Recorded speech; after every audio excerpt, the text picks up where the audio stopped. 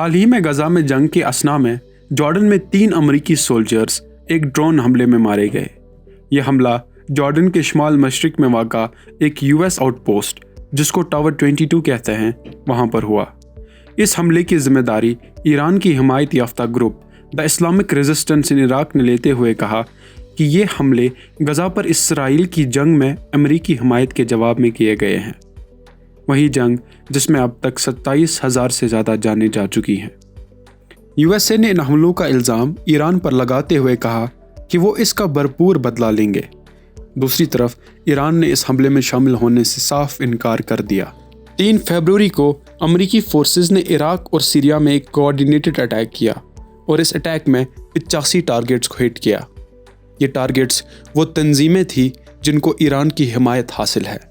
امریکی صدر Joe Biden نے کہا ہے کہ وہ یہ حملے ابھی جاری رکھیں گے، جب اور جہاں وہ چاہے وہاں پر اگلا حملہ ہوگا۔ دوسری جانب ایران کے UN ایمبیسڈر عامر سعید اراوانی نے میڈیا کو بتایا کہ تہران ملک پر کسی بھی حملے کا فیصلہ کن جواب دے گا۔ دوستو، غزہ وار سے پورے مڈل ایسٹ کا بیلنس بگڑ گیا ہے، مگر ایران اور USA کے بیچ میں لڑائی 7 اکتوبر کو شروع نہیں ہوئی۔ یہ لڑائی تقریباً 70 سال پرانی ہے۔ ایران اور USA کے درمیان 1980 سے کوئی سفارتی تعلقات نہیں۔ اس کانفلکٹ کو اچھے سے سمجھنے کے لیے ہمیں تاریخ میں واپس جانا پڑے گا۔ آپ دیکھ رہے ہیں وینچر بیونڈ، اور آج کے اس ایپیسوڈ میں ہم US ایران کانفلکٹ کے بارے میں جانیں گے۔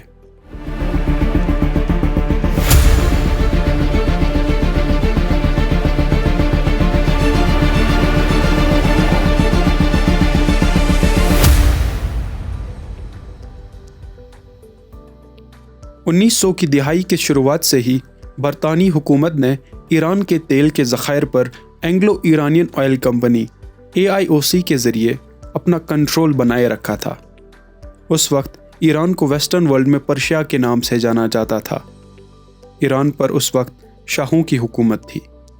کتنی دلچسپ بات ہے کہ اس وقت کا پرشیا امریکہ کو برٹین اور رشیا کے مقابلے میں زیادہ قابل اعتماد غیر ملکی طاقت سمجھتا تھا۔ ورلڈ وار 2 کے دوران جب امریکی اتحادی، یونائٹڈ کنگڈم اور سوویت یونین نے پرشیا پر حملہ کر دیا، تب بھی امریکہ اور ایران کے بیچ تعلقات اچھے ہی رہے۔ 1951 آتے آتے ایران کے لوگ اپنے معاملات میں غیر ملکی مداخلت سے تنگ آ چکے تھے، اور ایران میں لوگ اپنے قدرتی وسائل پر کنٹرول دوبارہ حاصل کرنے کے لیے مطالبات کر رہے تھے۔ مطالبات کرنے والے لوگوں میں دن بدن اضافہ ہو رہا تھا، اور اسی اثنا میں محمد مصدق ایران کے وزیر اعظم بن گئے۔ پرائم منسٹر بننے کے بعد انہوں نے سب سے اہم کام یہ کیا کہ انہوں نے ایران کی آئل انڈسٹری کو نیشنلائز کرنے کی پالیسی اختیار کر لی۔ اس پالیسی کا مطلب یہ تھا کہ ملک کی آئل انڈسٹری اب گورنمنٹ کنٹرول میں آ جاتی۔ یہ پالیسی USA اور گریٹ برٹن کے لیے ایک بہت بڑا دھچکا تھی، کیونکہ ایران کے تیل کے ذخائر ان کے ہاتھ سے جانے والے تھے، اور یہ بات US اور برٹن کو قطعاً قبول نہیں تھی۔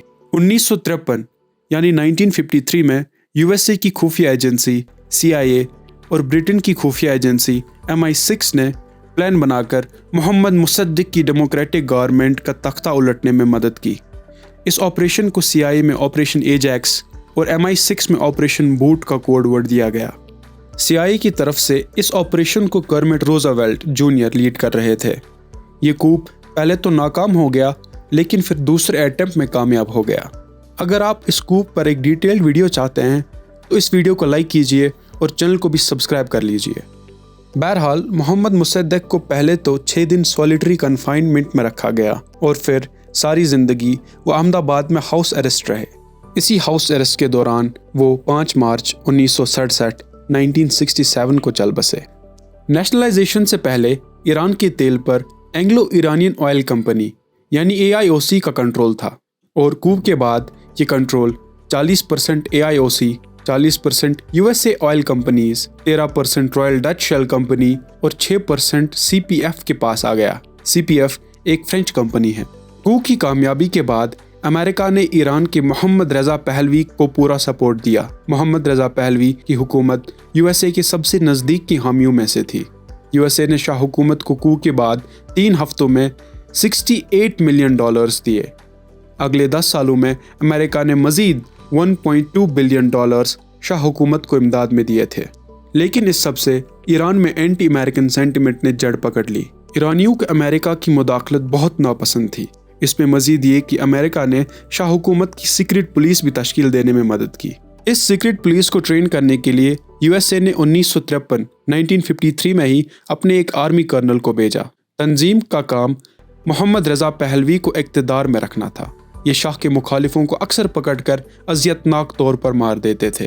1955 میں USA نے CIA کے 5 اسپیشلسٹ آفیسرز کو اس پولیس کو ٹرین کرنے کے لیے بھیجا اور اس تنظیم کو ری آرگنائز کر کے ساواک نام سے ایک ایجنسی بنائی گئی۔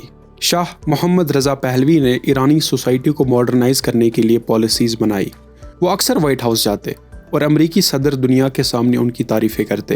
ان کی امریکہ سے دوستی اور ایران میں زبردستی ماڈرنائزیشن کرنے کی کوشش کی وجہ سے ایرانی ان سے بہت غصہ تھے، خاص طور پر ایران کے اسلامک کنزرویٹیوز۔ شاہ کی پالیسیوں سے اور USA کی مداخلت سے ایران میں اینٹی امریکن سینٹیمنٹ آسمان چھو گیا۔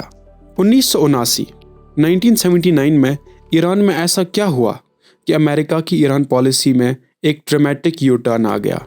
آیت اللہ روح اللہ خمینی کون تھے؟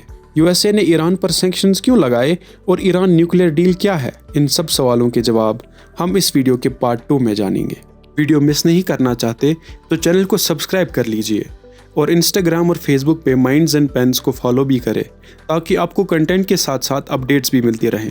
Links are in the description and in the pinned comment. Thank you for watching and I'll see you in the next one. Till then, venture beyond.